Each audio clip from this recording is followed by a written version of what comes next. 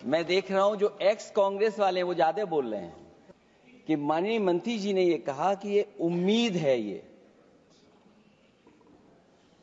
ये उम्मीद कैसे बना है? अंग्रेजी में भी मुझे समझ में नहीं आ रहा कि उम्मीद है ये, हिंदी में भी समझ में नहीं आ रहा कि ये उम्मीद है। यूनिफाइड वक्फ।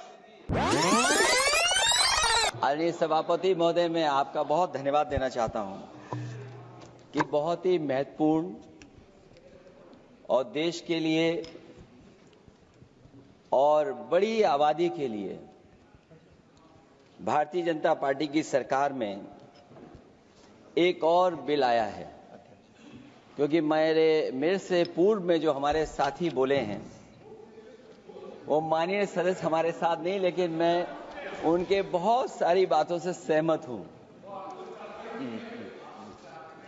और अध्यक्ष महोदय, मैं देख रहा हूं जो एक्स कांग्रेस वाले हैं वो ज्यादा बोल रहे हैं।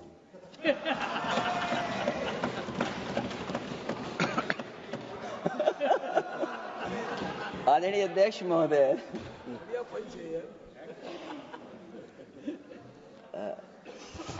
अध्यक्ष महोदय, जो आज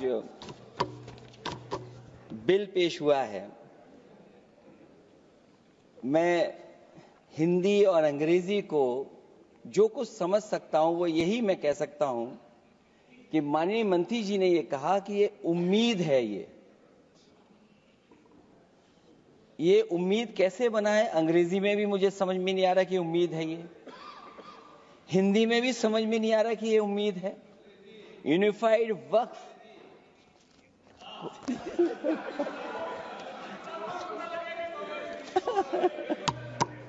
अध्यक्ष महोदय, यूनिफाइड वक्फ मैनेजमेंट। अध्यक्ष महोदय, ये अध्यक्ष महोदय, मैं समझ सकता हूं कि मैं वो बात छेड़ना नहीं चाहता था, लेकिन क्या करूं, मजबूरी है अब। अध्यक्ष महोदय, अभी माननीय सदस्य लोग ये कह रहे हैं कि हमारे सदस्य नहीं है यहां पर जो हमारे साथी हैं, लेकिन अध्यक्ष महोदय मैं ये कहना चाहता हूं, अध्यक्ष महोदय मैं ये कहना चाहता हूं, ये जो बिल लाया जा रहा है, भारतीय जनता पार्टी में एक मुकाबला चल रहा है। भारतीय जनता पार्टी के अंदर मुकाबला चल रहा है कि खराब हिंदू कौन बड़ा है। और ये बात अध्यक्ष महोदय मैं ऐसे ही नहीं कह रहा हूं। जो पार्टी ये कहती हो कि दुनिया की सबसे बड़ी पार्टी है, अध्यक्ष महोदय वो अपना राष्ट्रीय अध्यक्ष नहीं चुन पाए अभी तक। अध्यक्ष महोदय, भारतीय जनता पार्टी क्या है?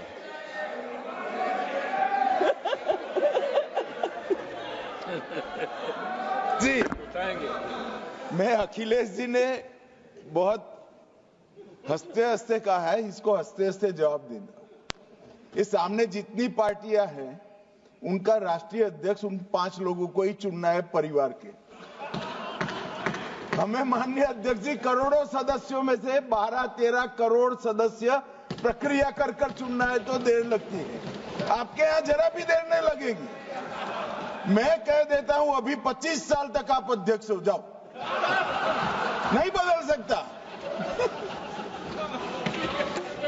अध्यक्ष महोदय, क्योंकि जो बात निकल के आई है वो मैं फिर आगे बढ़ा दूं। अध्यक्ष महोदय, जो बात सोशल मीडिया या और जगह गुपचुप हो रही है, कहीं ऐसा तो नहीं था कि अभी कुछ दिन पहले यात्रा जो हुई है वो कहीं 75 वर्ष की एक्सटेंशन वाली यात्रा तो नहीं थी? अध्यक्ष महोदय, ये जो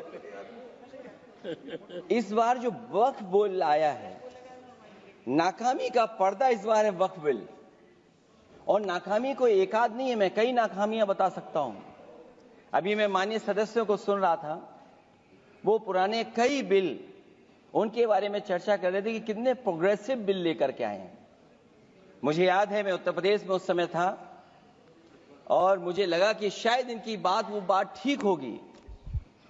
एक ये बहुत तैयारी के साथ फैसला लेकर के आए थे और फैसला ये लिया था आधी रात के आज के बाद नोट नहीं चलेंगे, नोट बंद हो जाएंगे। अध्यक्ष महोदय, उस नोटबंदी नाकामी के बारे में भी तो चर्चा हो जाए कि अभी भी न जाने कितनी जगह पर कितना रुपया निकला जा रहा है, कितना निकल करके आ रहा है। केवल नाकामी नोटबंदी की नहीं, नाकामी बेरोजगारी की भी है, नाकामी महंगाई की भी है, नाकामी किसान की आय दोगुनी नहीं कर पाए वो भी इनकी नाकामी है। मुझे याद है एक माननीय मंत्री जी पूरे देश की नदियों के बारे में बीओडी बता रहे थे, लेकिन माननीय मंत्री जी ये भूल गए कि उनके शहर में, उनके क्षेत्र की जो नदी है उसकी बीओडी क्या है। गंगा क्या साफ हो गई, यमुना क्या साफ हो गई, स्मार्ट सिटी क्या बन गई, क्या गोद लिए हुए गांव इन्होंने गोद से उतार दिए, उनकी क्या दुर्दशा है। इसलिए मैं कहना चाहता हूं, ये नाकामी का पर्दा इस बार वक्फ बिल बना है। और सबसे बड़ी बात तो यह है कि जिसके लिए फैसला होना है उसकी बात को अहमियत न देना भी नाइंसाफी है। अध्यक्ष महोदय, नाकामी केवल यहां तक नहीं है। और भारतीय जनता पार्टी क्या है, मैं केवल एक पुरानी घटना याद करता हूं। एक बार फैजाबाद अयोध्या में एक कार्यक्रम था, उसमें बड़ी तैयारी की गई थी और तैयारी के साथ कलाकार मुंबई से बुलाए गए थे। हो सकता है वो सहमति दिल्ली से ना रही हो, केवल लखनऊ की सहमति से हो रहा हो कार्यक्रम। और जब कार्यक्रम की पूरी तैयारी हो गई, भगवान श्री राम बनकर के कोई आ गया, लक्ष्मण बनकर के कोई आ गया, मां सीता भी बनकर के कोई आ गया, हनुमान जी, और भगवान हनुमान भी बनकर के कोई आ गया। लेकिन जब लखनऊ से वो हेलीकॉप्टर उड़ा और अयोध्या पहुंचा तो सब लोग थे, लेकिन उसमें हनुमान नहीं थे। अध्यक्ष महोदय, मैं भारतीय जनता पार्टी के लोगों से कहूंगा कि जानकारी करिए कि आखिरकार भगवान श्री राम थे, लक्ष्मण थे, सीता थी, लेकिन हनुमान क्यों नहीं थे? हनुमान इसलिए नहीं थे, शायद उनकी जात या धर्म कुछ और था। अध्यक्ष महोदय, ये देश मिली जुली संस्कृति से चला है। कुछ हमने सीखा, कुछ उन्होंने सिखाया। और जो लोग ये कहते हैं कि हम सबको बराबरी का हक देते हैं, अभी कुछ दिन पहले ईद निकली है। अध्यक्ष महोदय, वो परंपरा रही है, न केवल मैं जाता हूं बल्कि कोई दल का नेता ऐसा नहीं न जाता हो उस कार्यक्रम में शामिल होने। भारतीय जनता पार्टी के जो मुख्यमंत्री, उप मुख्यमंत्री, वो भी जाते हैं, उप मुख्यमंत्री, सभी धर्मों के नेता आते हैं। लेकिन पता नहीं इस बार क्या साजिश थी, षड्यंत्र था कि वहां पर कुछ पाबंदी लगी हुई थी। अगर किसी कारण पाबंदी लगी हुई थी तो बात समझ में आती है, लेकिन जब जानकारी हुई है, किसी को नहीं पता था कि पाबंदी क्यों लगी है कि आप नहीं जा सकते वहां पर कार्यक्रम में शामिल होने।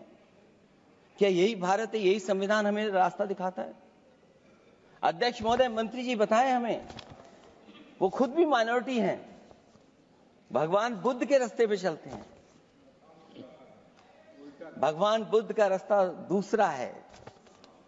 हम आपको अपना मानते हैं तब भी जब आप हमारे बहुत सारे ग्रंथों को नहीं मानते, तब भी हम आपको अपना मानते हैं। आप हमारे पुराणों को नहीं मानते हैं, आप हमारे उपनिषदों को नहीं मानते हैं। लेकिन सोचिए, हम हिंदू वो लोग हैं जो आपको स्वीकार करते हो, गले लगा करके चलते हैं। अब मैं दूसरे धर्म पे नहीं जाऊंगा, कोई नाराज हो सकता है। मैं दूसरे धर्म के बारे में नहीं जा सकता, मैं केवल यही बताता हूं। और मैं उत्तर प्रदेश में, अध्यक्ष जी, जहां से आता हूं, मैं अपमान नहीं कर रहा हूं, मैं सच बोल रहा हूं। और ये बिहार के चुनाव में जो आप कह रहे हैं कि महिलाओं को 2 मेंबर बना दिया, इस बार मैं भी देखूंगा आगे भारतीय जनता पार्टी कितनी महिला लोगों को टिकट देंगे वहां पर।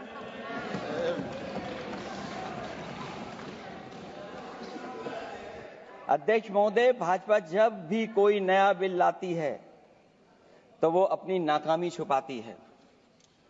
भाजपा वाले मुसलमान भाइयों की वक्फ की जमीन चिन्हित करने की बात कर रहे हैं, जिससे महाकुंभ में जो हिंदू मारे गए हैं या खो गए हैं उनको चिन्हित करने की बात पर पर्दा पड़ जाए।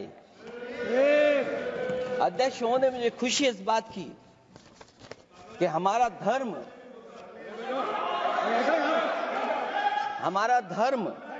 अध्यक्ष महोदय नहीं कुछ कहना चाहते हैं नहीं प्लीज, तुमको अलाउ नहीं किया। अध्यक्ष महोदय, कुंभ में आस्था सबकी है, कोई ऐसा नहीं जिसकी आस्था ना हो। और कुंभ कोई पहली बार नहीं हो रहा था। ये भारतीय जनता पार्टी के लोगों ने ऐसा प्रचार किया कि 144 वर्षों के बाद पहली बार महाकुंभ होने जा रहा है और लोग निकल पड़े। सरकार ने कहा कि हमारी तैयारी 100 करोड़ की है। आप कहते टेक्नोलॉजी का हम इस्तेमाल करेंगे, जमीनों को हम मैपिंग कर करके डेटा एंड रिकॉर्ड ठीक करेंगे। अध्यक्ष महोदय, ये बताएं कि वो 30 लोग कौन थे, उनके नाम क्या थे जिनकी जान चली गई, न केवल जान जाने वालों की, बल्कि अध्यक्ष महोदय ये सरकार बताए कि जो लगभग 1000 हिंदू खो गए हैं, जो अभी तक नहीं मिले, जो अभी तक नहीं खोज पाए हैं, वो 1000 हिंदू की सूची कहां है? और फिर धर्म कारोबार की बात है, जो ये लोग अध्यक्ष महोदय, मैं कार सेवक वाली बात इसलिए नहीं छेड़ना चाहता हूं। अध्यक्ष महोदय, ये शायद माननीय सदस्य जानते नहीं कुछ सच्चाई नहीं जानते। अध्यक्ष महोदय, ये संविधान की वजह से, संविधान को बचाने के लिए, हिंदू एकता को बचाने के लिए कुछ फैसले लिए गए, लेकिन एफआईआर हम लोगों पे नहीं लिखी गई थी। एफआईआर उन पे लिखी गई थी जो बेचारे तैयार हो गए थे सुबह, लेकिन पता नहीं कहां से फोन आया था, कहा था कि अब तैयार तो हो गए हो लेकिन आप शिलान्यास में नहीं आ सकते। बहुत सही। इसलिए बात को इधर से उधर नहीं में ले जाना चाहता। अखिलेश जी, जरा वक्त पे भी आ जाओ। अच्छा, वक्त पे आ रहा हूं। नहीं, वक्त पे अध्यक्ष इसलिए आ रहा हूं क्योंकि वक्त समझने के लिए भारतीय जनता पार्टी की सोच क्या है। और ये अध्यक्ष महोदय जब ये कह रहे हैं कि इससे कारोबार होगा, अध्यक्ष महोदय, धर्म की चीजों से कारोबार नहीं हो सकता। हमारे उत्तर प्रदेश के मुख्यमंत्री जी ने भी कहा कि कारोबार होगा। वो 30 की गिनती में उलझे हुए हैं, जैसे 30 मार खाए वो। उनसे पूछा कि जान कितनी गई, वो 30। उनसे पूछा कि कारोबार कितने का होगा, 30 गुणा 10,000 करोड़। सोचिए, कुंभ हमारा क्या कारोबार की जगह है? और फिर उसका कौन नापेगा, कैसे नालाएगा? और फिर हमारे माननीय मंत्री जी कह रहे हैं कि जमीन, चाहे वो रेलवे की हो, चाहे वो डिफेंस की हो, वो भारत की जमीन है। मैं भी स्वीकार करता हूं कि रेलवे की जमीन भी भारत की है, डिफेंस की भी जमीन भारत की है। क्या डिफेंस की जमीन नहीं बेची जा रही मंत्री जी? अध्यक्ष महोदय, क्या रेलवे की जमीनें नहीं बेची जा रही हैं? अध्यक्ष महोदय, केवल यहां तक नहीं, कितना हस्तक्षेप होता है। वक्फ भी भारत के, इसीलिए तो कहीं ना कहीं वक्फ की जमीन से, अध्यक्ष महोदय, माननीय मंत्री जी बताएं, और मुझे उम्मीद है कि जब जवाब देंगे तो बताएंगे कि वक्फ की जमीन से बड़ा मुद्दा वो जमीन है जिस पर चीन ने अपने गांव बसा लिए हैं, लेकिन कोई बाहरी खतरे पर सवाल बवाल न करे, इसलिए ये बिल लाया जा रहा है। और माननीय मंत्री जहां से आते हैं, जिस प्रदेश से आते हैं, कम से कम ये तो बताएंगे कि वहां कितने चीन ने गांव बसा लिए, घर बन गए हैं। अध्यक्ष महोदय, आपके माध्यम से सरकार गारंटी दे कि वक्फ की जमीन कभी भी किसी भी पैतरेबाजी से, किसी और मकसद के लिए किसी और को नहीं दी जाएगी। वक्फ की वर्तमान व्यवस्था में चाहे 5 साल के धर्म पालन की पाबंदी की बात हो या कलेक्टर से सर्वेक्षण के हस्तक्षेप की बात हो, या वक्फ परिषद या बोर्ड में बाहरियों को शामिल करने की बात हो, इन सब का उद्देश्य मुस्लिम भाइयों के सार्वजनिक अधिकार को छीनकर उनके महत्व और नियंत्रण को कम करना है। ट्रिब्यूनल के निर्णय को अंतिम न मानकर उच्च न्यायालय में लेकर जाने की अनुमति देना दरअसल जमीनी विवाद को लंबी न्यायिक प्रक्रिया में फंसाकर वक्फ भूमि पर कब्जों को बनाए रखने का रास्ता खोलेगा। सबसे बड़ी बात यह कि वक्फ बिल के पीछे की न तो नीति सही है न नियत, ये देश के करोड़ों लोगों से उनके घर दुकान छीनने की भी साजिश है।